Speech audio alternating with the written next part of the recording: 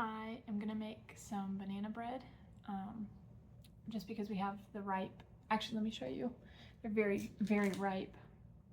They look very ugly, which is the good time to make the bread or muffins or whatever. So I'm gonna do, hopefully, 3 mini loaves, just so I can give some away. And then just put the rest of the batter in a muffin pan. So they're kind of already pre-portioned out for me to eat, or my family, whenever they come back home. And I just wanted to record because it's always fun to record this kind of stuff, because I have a really good time. So I want to show you, well, I guess I'm going to turn the camera around here in a second and show you just the ingredients that I have, and then just kind of start going from there.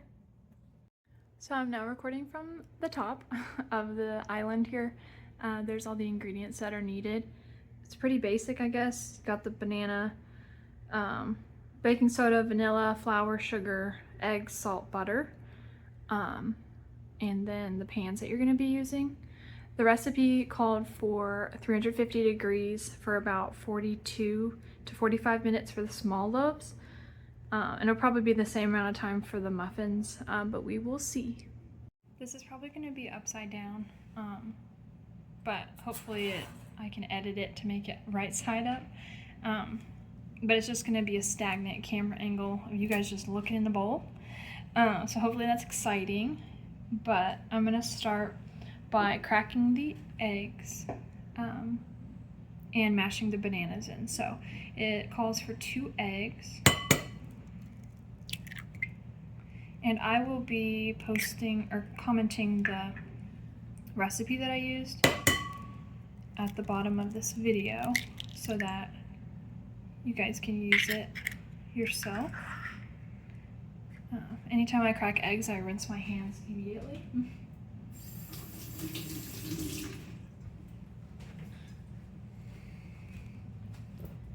And then for the bananas, like I said, they're really ugly.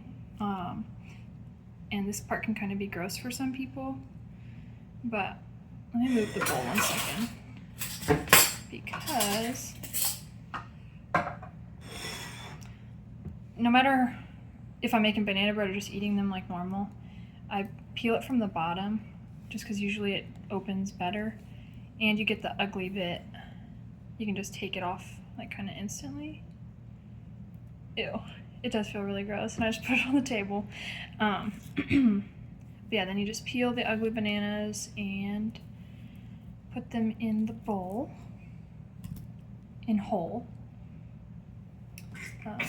Oops, that's funny. We're trying to start composting more regularly, so hopefully these will do the garden well, the shells and the peels and stuff. But you just take the ugly end off. Peel the banana, take the strings off too. Ew. And then just kind of put it in the bowl whole. I'm gonna rinse my hands again. And I just take a fork and just kind of fork it. Oops. This is also fun, but also can be kind of gross as well. But it always smells so good the moment you start making or like chopping up the banana. It always smells so good.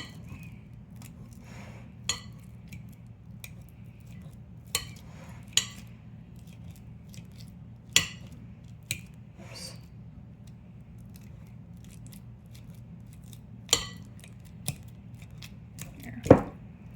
And you don't have to make it perfect because I'm gonna get the whisk out here in a second.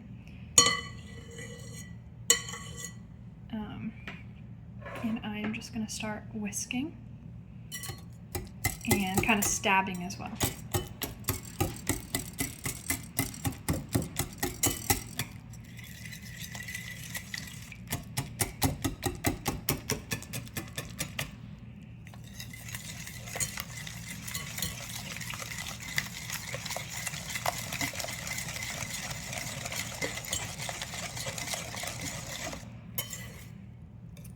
and I just now realized I forgot.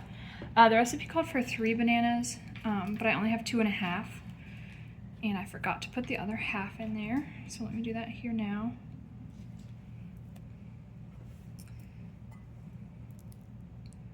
So again, just gonna fork it. More like, oops, that was loud. More like stabbing it, I guess.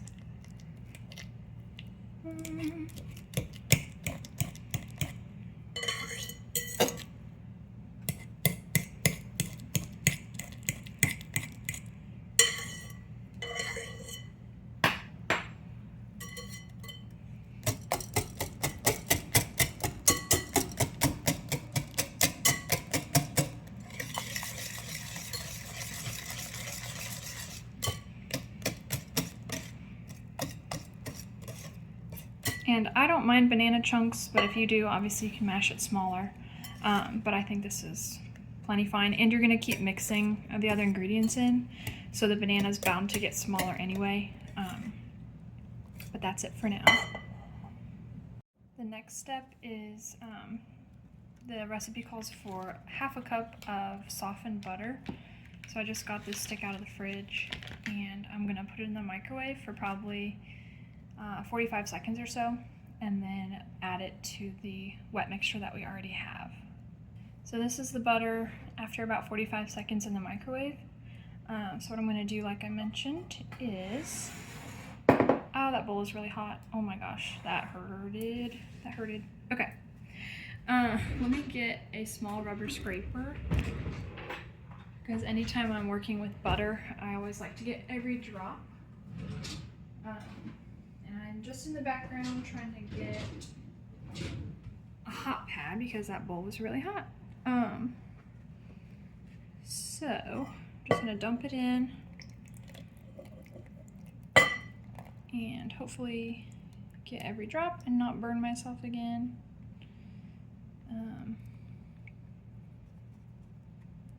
So dripping it all in there, and then put that aside, and then it's whisking time again.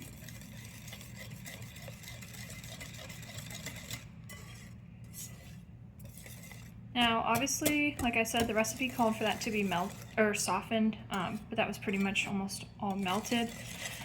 I don't really care, so hopefully it turns out fine.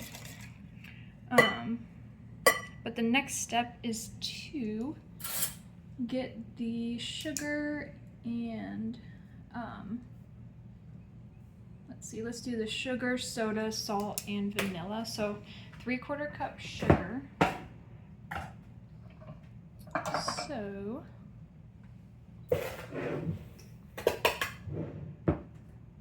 that goes in just one by one, going down the list. There's the 3/4 cup sugar, 1 teaspoon of baking soda. So let's get the soda. 1 teaspoon of soda. And 1/2 teaspoon of salt.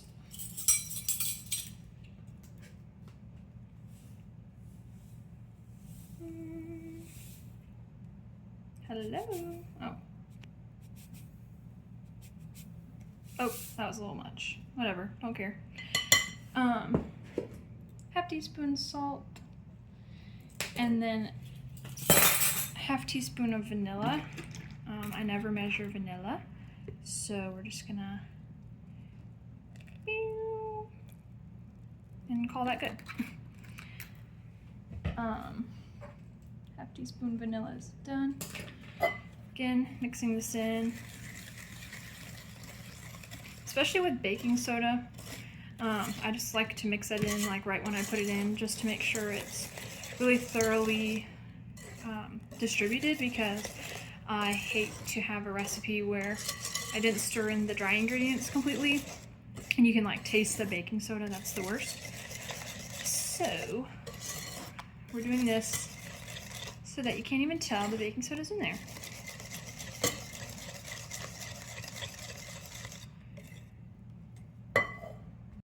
Okay, Okay, the next step is the flour.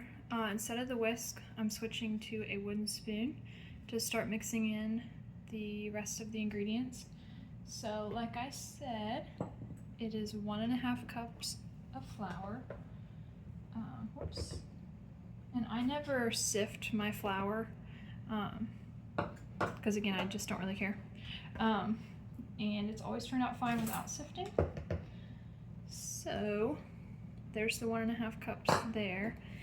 And then it also, the recipe didn't include chocolate chips, which is depressing. So I'm just gonna put half a, I guess I can show you. I'm gonna put half a 12 ounce, sorry, it's not in focus. No, whatever. Half of this bag in, it's just, it is so, this is the worst camera angle, I'm sorry. Half a bag of the semi-sweet chocolate baking chips, so around 6 ounces. And then a little more for good measure because it's chocolate. And then just kind of, well, I fold it in. I don't know if there's like a different, I don't really know what I'm saying. You just mix it in.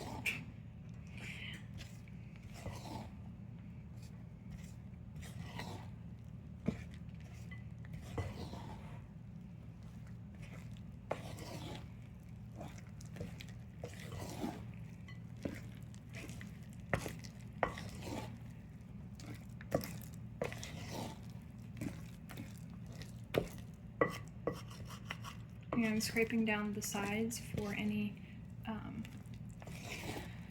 leftover flour or anything, just so it's evenly distributed. And I'm going to scrape my spoon off and then grab just this baby rubber scraper that I had earlier for the butter, and just kind of scrape down the sides just in case if there is any flour that needs to be put in the rest of the thing, the batter. And then just keep scraping and turning and folding and mixing and things like that.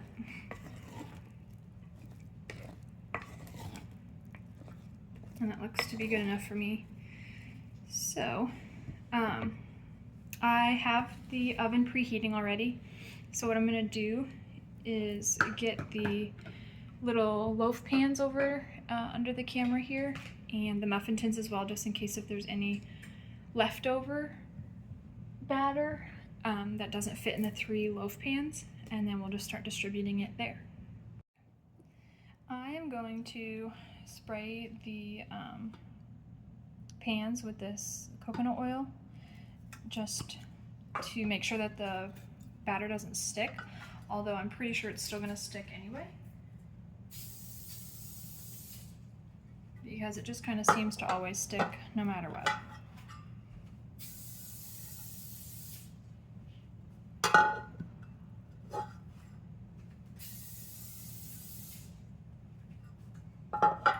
And I always recommend spraying with cooking spray over the sink, just so that your spray doesn't just get all over your kitchen. And then I'm taking my half cup, I don't know if you can see that, it's a half cup measure, just because I googled how much batter usually goes in a mini loaf pan, and it said 1/2 to 1/3. And then instead of a rubber scraper, I'm using my finger because it's like a God-given rubber scraper. And I wash my hands, so it's like I get a pass. However, looking at this half cup, it doesn't look that full, so I'll probably go in with more once I get the half cups and everything, or in the 3 at least. And then we'll go from there.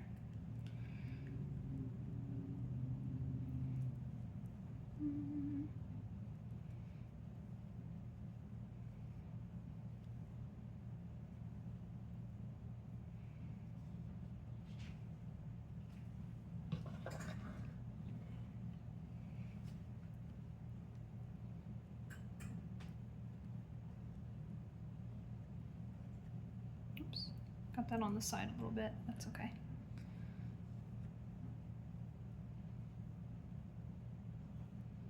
Okay. I think I'm gonna switch to a cookie scooper.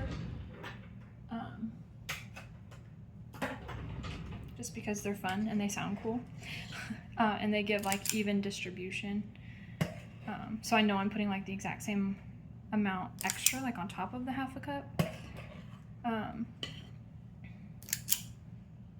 And this is, I'm not exactly sure the measurement of this cookie scooper, but it is our medium. It's our medium sized one because we got a pack of 3. That probably doesn't help anybody because you don't know what brand this is. Unless I told you, and it's Pampered Chef. I think I'm just gonna stick with 2. So 1.5 cup, or sorry, half a cup plus 2 cookie scoops of dough. I mean batter, not dough. And then I'm just kind of gonna jiggle them. Very professional. Just so they set a little bit down in there. Oh. That jaunty tune means that the oven is done preheating. So I'm going to, I'm not really sure what I was gonna do, but now it's time to just put the rest of the batter in the muffin pan. So, let me get that in front here. And then we have these silicone muffin liners. We usually have more, but turns out we only have 5, which is fine because this batter honestly doesn't look like it'll last that long, or with that many muffins. So I'm using that same muffins or cookie scooper, whatever you call this thing. And I'm just doing 1 per until I run out of batter. And I think 5 muffin liners is plenty, so we're just gonna keep on doing this.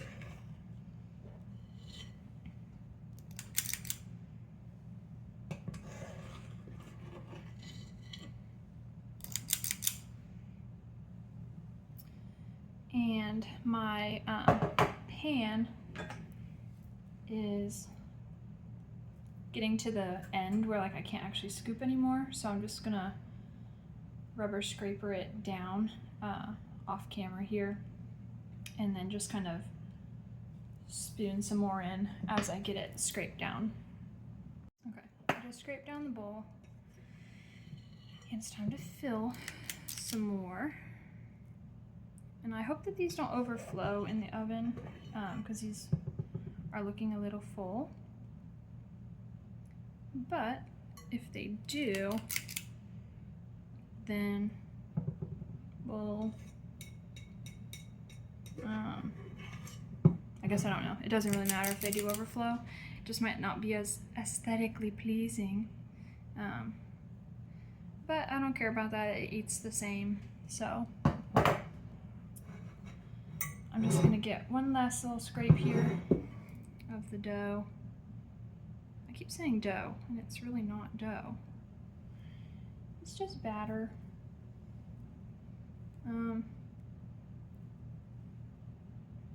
And that's about it. So I'm gonna put all of these 5 muffins and 3 loaf pans in the oven for hopefully 42 minutes. But I think the muffins are only gonna need probably 30, but I will let you know once I find out. There they are in the oven.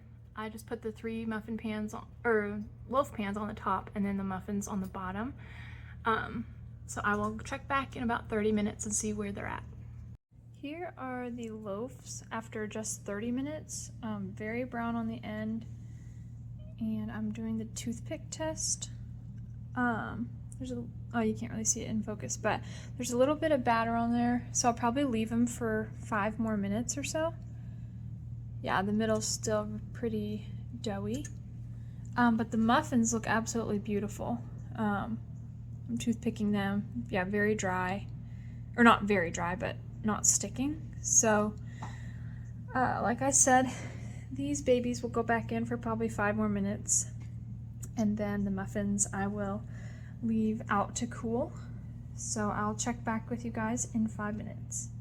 While the bread is back in the oven for another 4 minutes or so, I am gonna take the muffins out of the silicone, which again, obviously, look at how clean that is. Absolutely love silicone wrapper things, because I don't know, it's just so satisfying every time I use them. And these are perfect muffins. I'm trying to do this one-handed and quick because it's very hot. It's hot. But no, these turned out so beautiful. I'm so thankful. And they're just convenient to grab and go for like meal prepping or just, you know, breakfast, taking it on the go. So we're down to 3 minutes for the bread. But yeah, these you just wash and reuse. I love them so much. And the muffins are just so beautiful. So there's that. Here's the loaves out of the oven after that 5 minutes. I actually took it out with about 2 minutes left, so they were really only in there for 3 minutes. But I think I'm gonna do the same thing, flipping them out of the pans and then just putting them on this cooling rack. I am gonna do that off camera because I think I'm gonna need 2 hands for that. But I will show you the full spread of the goods here in a second. So here everything is at the end. I think they turned out absolutely beautiful. And with the coconut oil, using that inside the pans, it does just give a nice kind of natural health. I don't want to say healthy. I'm not sure. It just tastes better than like your vegetable oil spray. So I do recommend it over like other oils. But I'm very pleased with how these turned out. It smells absolutely wonderful. But anyway, I am just really thankful how they turned out. And if you try the recipe, please let me know in the comments, just because I want to see other people baking, because it's such a joy and you get to make really tasty things that you can share with people, which is always a blessing. So I thank you for watching and being with me while I baked. And yeah, I hope you have a blessed rest of your day and week. And that's all. Bye.